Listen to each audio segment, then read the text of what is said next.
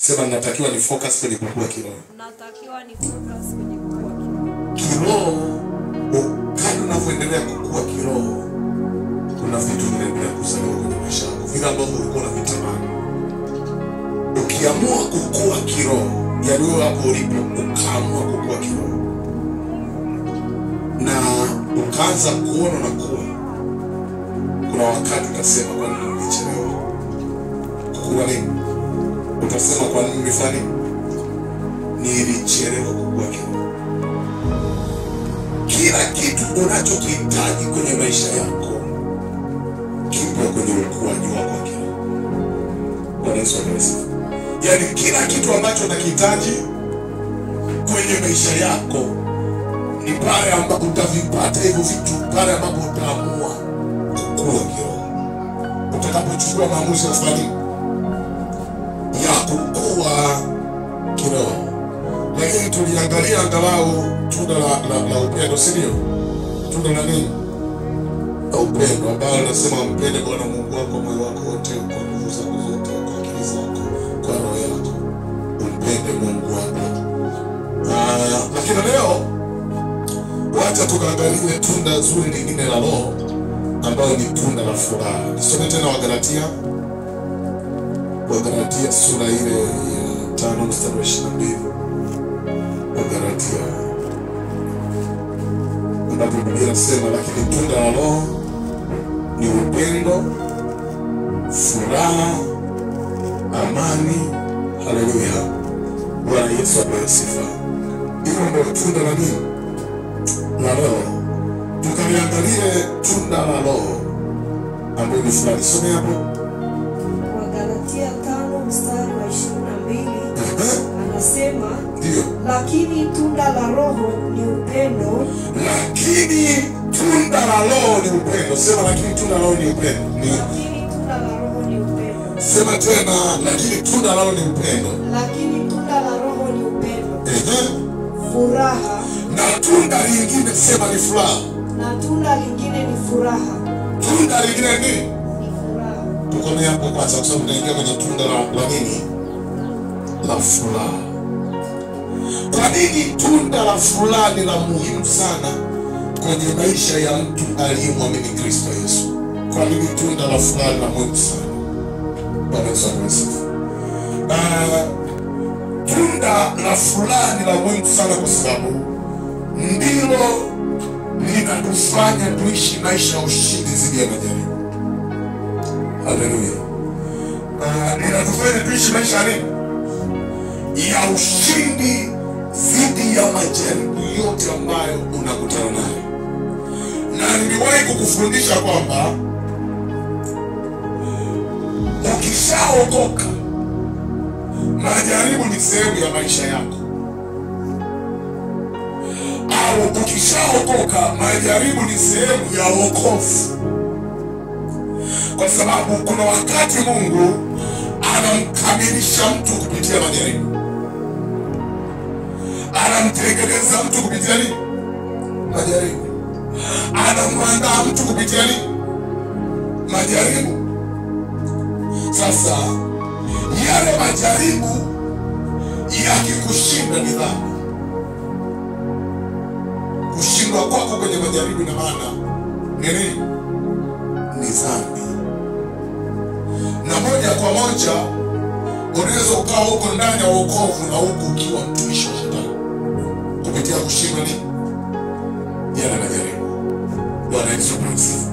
Kwa hili tunda la furaha ndilo linalobeba ushindi wetu kwenye majaribu mbalimbali ambayo tunakutana nayo. Utanielewa kwa kadri ninavyoendelea.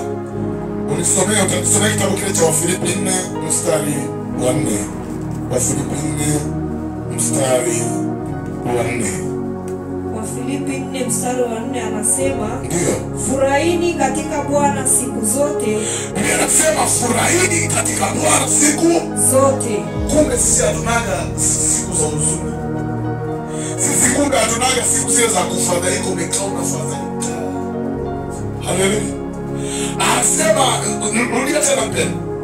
Furahini katika Bwana siku zote. Furahini katika Bwana siku Zote. Sasa hizo siku za huzuni sana, unaona huzuni kama unakaa mpaka chumbani peke yako. Zinatoka wapi? Furahini katika Bwana Siku zote. Endelea. Tena nasema furahini. Tena anaweka msisitizo, anasema tena nasema Furahini. furahini. Ndio. Upole wenu na ujulikane na watu wote. Upole wenu na ujulikane na watu wote. Natosha. Bwana Yesu apewe sifa.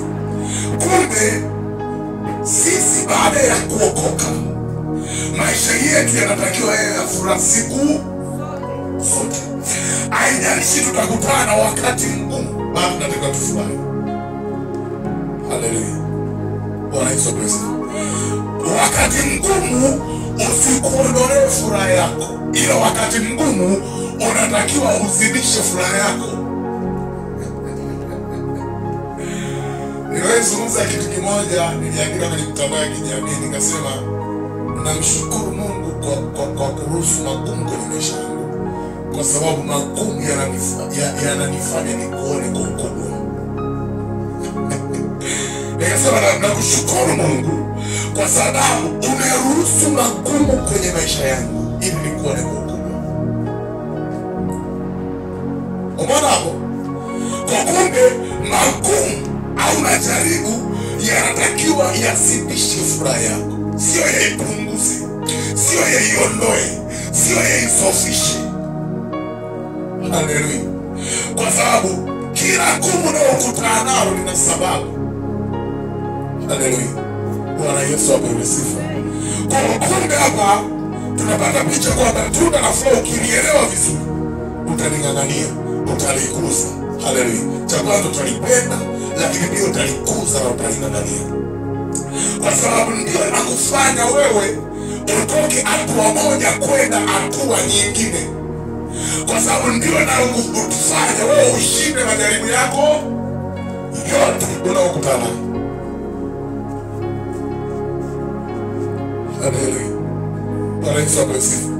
Na tusome kile kitabu cha Yakobo sura ya kwanza mstari wa pili hadi wa 4. Yakobo sura ya kwanza mstari wa pili hadi wa 4. Biblia inasema Yakobo sura ya kwanza mstari wa 4, mstari wa pili hadi wa 4. Mstari wa pili anasema, ndugu zangu, hesabuni ya kuwa ni furaha tupu, hesabuni ya kuwa ni furaha tupu, mkiangukia katika majaribu mbalimbali. Mkiangukia katika majaribu mbalimbali. Soma kidogo hapo. Anasema ndugu zangu, hesabuni, pigeni hesabu. Yanaposema hesabuni au pigeni hesabu kuwa mnapoangukia kwenye majaribu ni furaha tupu. Pigeni hesabu. Pigeni nini? Yaani kwa tafsiri nyingine, majaribu usiyatazame kwa mtazamo hasi. Unajua tunapokutana na majaribu, shetani anataka atutazamishe majaribu kwa mtazamo hasi. Kumbe majaribu tunatakiwa tuyatazame kwa mtazamo chanya. Ndio maana hapa anasema ndugu zangu, furahini. Mnapoangukia kwenye majaribu furahini. Lakini watu wengi au Wakristo wengi leo tunalia tukiangukia kwenye majaribu, tunanung'unika tukiangukia kwenye majaribu, na kwa sababu hiyo tunajikuta tumempa nafasi shetani kwa namna kubwa sana. Yaani tumempa nafasi shetani kwenye maisha yetu, kwa sababu tunapoangukia kwenye majaribu, mwisho wa siku tunafadhaika, mwisho wa siku tunahuzunika kwa sababu ya yale majaribu. Endelea. Anza upya tena. Ndugu zangu, hesabuni ya kuwa ni furaha tupu. Hesabuni, yani piga hesabu zako siwe ni furaha. Mkiangukia katika majaribu. Haleluya. Haleluya tena. Mkiangukia katika nini? Majaribu. Mbalimbali. Tena sisi tunapoongea kwenye majaribu moja au mbili, majaribu mbalimbali, hesabuni. mkifahamu ya kuwa kujaribiwa kwa imani yenu huleta saburi. Inatosha. Bwana Yesu apewe sifa. Bwana Yesu apewe sifa. Hapa Yakobo anataka atuonyeshe kwamba majaribu ni fursa ya kutoka hatua moja kwenda hatua nyingine. Bwana Yesu apewe sifa. Haleluya. Mara nyingi watu tunafadhaika kwa sababu ya maumivu ya majaribu. Tunafadhaika kwa sababu ya maumivu ya nini? Ya majaribu. Kwa maana kwamba majaribu yana maumivu. Kwa maana kwamba majaribu yanasababisha mtu afadhaike. Bwana Yesu apewe sifa. Lakini majaribu siku zote yana matokeo makubwa na mazuri. Bwana Yesu apewe sifa. Haleluya. Kwa sababu kuna vitu ambavyo Mungu hawezi kukupa mpaka akupitishe kwenye majaribu. Kwa mfano, Mungu ili ampe Musa wana wa Israeli karibu 600,000 awaongoze, awachunge watu 600,000, alimtoa ikulu. Bwana Yesu apewe sifa.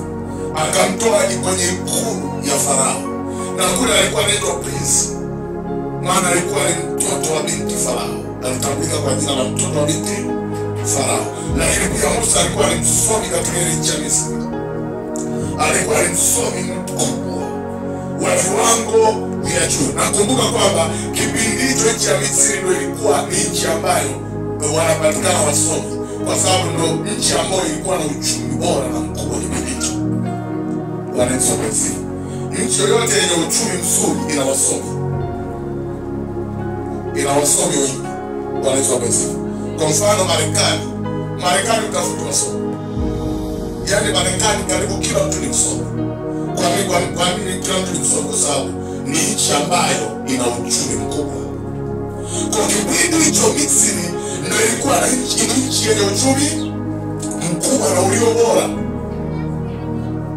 Kutokana na ile ndoto aliyoota Farao wa kipindi kile, alafu Yusufu akaitafsiri. Alipoitafsiri ile ndoto, akasema kuna miaka 7 ya shida, lakini kuna miaka 7 ya nini? Ya njaa. Na ile miaka 7 ilikuwa inaikumba dunia nzima, sio Misri tu. Kwa wale walipata neno la kuonyesha, ndipo Yusufu anasema hii miaka 7 ya shida tukusanye chakula cha kutosha. Walikusanya kweli chakula kingi, kwa sababu kipindi hicho ilikuwa miaka ya neema ya chakula duniani kote. Kwa wengine walipokula wakamaliza, wenyewe walitunza chakula kingi. Kwa miaka 7 ya njaa, wenyewe walianza kuwauzia wale ambao hawana chakula. Kwa nchi ya Misri ikajikuta ina uchumi mkubwa na ulio bora. Kwa sasa Musa alizaliwa kwenye kipindi ambacho Misri inatawala katika karibu dunia nzima. Alikuwa na elimu ya Misri. Lakini Mungu ili amfanye kuwa mtumishi wake, maana hakuna utumishi bora kama kumtumikia Mungu. Haleluya. Yaani watu wengine wanajua ukiwa rais wa nchi ndio utumishi bora. Ndio nikwambie, utumishi bora ni wewe kumtumikia Mungu. Yaani wewe uwe mtumishi. Haleluya. Wa Mungu aliye hai. Huo ndio utumishi bora. Wengine wanaona utumishi bora labda ni kuwa mwanasiasa mzuri. Hapana. Bwana Yesu apewe sifa. Utumishi bora ni wewe kutembea na Mungu. Ni wewe kufuata maelekezo ya Mungu. Haleluya. Huo ndio utumishi bora. Kwa Mungu akamtoa Musa kule, akamkalisha jangwani miaka 40. Miaka 40. Hapo alipokaa jangwani kule alikuwa anachunga mifugo ya baba mkwe. Kwa Tanzania kwetu, ukichunga mifugo ya baba mkwe, wewe ni hali ya chini sana. Ukafanya kazi kwa baba mkwe afu unachunga ng'ombe. Unachunga ng'ombe kwa baba mkwe. Ni shughuli. Yaani umeoa huko afu umefanya kwa kibarua. Kwa Mungu alishusha, akampitisha ili amwandae. Kwa lile jaribu lilimfanya kuwa kiongozi mwenye sifa mpaka leo. Yaani Musa kati ya wanadamu ndio mtu mwenye sifa yaani ambaye anaonekana kuwa na mwenye sifa njema mpaka leo miaka yetu. Haleluya. Bwana Yesu asifiwe. Ndio maana hata Mungu kipindi ambacho Musa amekufa aliamua kumzika mwenyewe. Maana alijua wana wa Israeli wakimzika huyu jamaa watakuja kuabudu. Watamwona ni Mungu wao. Watakuja kurudi kuabudu. Kwa wacha nimzike, wasijue alikosika. Bwana Yesu apewe sifa. Kwa nini watu wangemwabudu? Kwa sababu ni mtu ambaye alionekana kuwa bora. Katika historia ya wanadamu alionekana kuwa bora. Kwa sababu ni mtu ambaye alimuonaga Mungu peke yake. Lakini alijua utukufu wa Mungu wa ajabu sana. Bwana Yesu apewe sifa. Kwa moja kwa moja Mungu anasema tutamzika mwenyewe. Hivi hawa jamaa wasije kuja kuabudu hapo makaburi. Jina la Bwana barikiwe. Wasije kuabudu hapo makaburi. Kama hapa Tanzania tu kwetu Moses Flora, kuna mlima alikuwa anaombea kule Mbeya kwetu. Alikuwa mlima alikuwa anaenda kuomba. Watu bado walikuwa wanapiga magoti, wamebeba mafumbi yote, wanakuangua baki nao, wanasema baki nao. Wanataka upako wa Moses Flora. Kwa kwenye milima kwetu kule Mbeya, wanataka upako wa nani? Haleluya. Leo kaburi la Moses Flora linalindwa. Kuna jamaa alipoomba maombi alikuwa anaomba kansa. Alipokuwa anaomba kansa akasema kwa sababu alijua Moses Flora alikuwa mhubiri mkubwa, lakini alikuwa anaombea watu wanapona. Akaamua kwenda kwenye kaburi la Moses Flora, akachukua udongo afu akauchanganya na maji, akakoroga udongo, akanywa. Alipokunywa, alipoenda kupima, akajikuta amepona kansa. Sasa watu wakaanza kwenda kulishambulia kaburi la nani? La Moses Flora. Haleluya tena. Wakaanza kulishambulia kaburi la Moses Flora. Ni msukuma tu wa Mwanza, lakini alikuwa chombo cha Bwana kizuri. Haleluya. Bwana Yesu apewe sifa tena. Kwa sasa majaribu kwetu ni fursa ya wewe kutoka sehemu moja kwenda sehemu nyingine. Kwa usiyatazame kama yanakuja kukuharibia maisha. Mara nyingi tunatazama majaribu kama yanakuja kutuharibia maisha. Majaribu yanakuja kukutengenezea maisha. Ndio maana Baba Yakobo alisema furahini ndugu zangu. Furahini mnapoangukia kwenye majaribu mbalimbali. Furahini. Haleluya. Bwana Yesu apewe sifa. Kwa tunatakiwa kufurahi tunapoangukia kwenye majaribu mbalimbali. Hapo ndipo napata picha kwamba maisha yetu sisi yanatakiwa ya furaha siku zote. Kwa sababu majaribu ya kitu kinachomuumiza mtu ni majaribu. Kuna mwimbaji mmoja aliwaimba kwamba majaribu yanachoma kama moto. Vumilia, vumilia. Majaribu yanachoma kama moto. Vumilia, vumilia. Bwana Yesu asifiwe. Utasomea kile kitabu cha Waebrania sura ya 12 mstari wa 2. Soma hicho kitabu haraka. Waebrania sura ile ya 12 mstari wa 2. Tutapata picha nzuri hapa. Soma haraka. 12 mstari wa 2. Anasema tukimtazama Yesu mwenye kuanzisha au mwanzilishi na mwenye kutimiza imani yetu. Yesu ndio mwanzilishi wa nini? Wa imani yetu, lakini pia ndio mwenye kuitimiza hili imani yetu. Ambaye kwa ajili ya furaha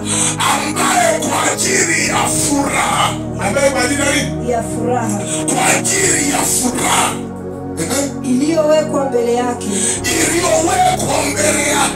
aliustahimili msalaba na kuidharau aibu. Naye ameketi mkono wa kuume wa kiti cha